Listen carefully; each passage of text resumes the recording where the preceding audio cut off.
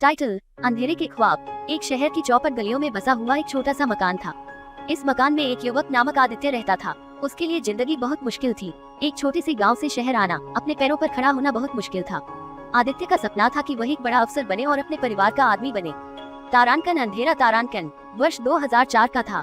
इतने साल बीत गए हैं, फिर भी उस रात की घटना मेरे दिमाग में चिपकी हुई है जैसे कल का दिन ही था। मैं राजेंद्र नामक एक साधारण अध्यापक हूँ, जो छोटे शहर में एक सरकारी स्कूल में पढ़ाने के लिए आया था। वह रात की घड़ियां जिसमें बदलाव हुआ था, उस समय के बाद मेरे जीवन में बहुत कुछ बदल गया।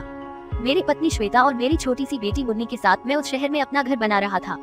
रोज की भागम भाग और स्कूल की दिनचर्या में इन चीजों के बीच हमारे जीवन में किसी अनूठी बात की खास जगह नहीं थी। एक शाम मैं स्कूल से लौटते हुए घर की ओर बढ़ रहा था। दिन डूब रहा था और सूरज अभी भी कुछ ही घंटों के लिए देखने के लिए था। जब मैं घर के बगीचे के पास पहुंचा, तो मैंने एक अजीब सी स्थिति देखी। अपने बगीचे के पीछे की ओर, जहां एक बड़ी पेड़ों की जंगली झाड़ियां थी, मैंने एक अजीब रोशनी की दीप्ति देखी। मेरे मन में एक आवाज उठी, कुछ अजीब था उस रोशनी में। जैसे ही मैं वहां जाने लगा, वह अचानक बंद हो गई। मैंने गांव के लोगों से सुना था कि उस जंगल में रात को अजीब चीखें और आवाजें आती हैं। मेरी पत्नी ने भी इसे सुना था और वह मुझसे इसे छोड़ने को कहती थी। पर मेरी रुचि बढ़ी। वह रात मैं फिर वहीं पहुंचा। जंगल की तरफ बढ़ते हुए मेरे जीवन में अनुभव नहीं था, पर इस जंगल के अंधेरे में एक अजीब सी चीख सुनाई दी, जैसे कोई मजाक कर रहा है। मैंने दिल से नवाजा दिया, क्या हो सकता है वह?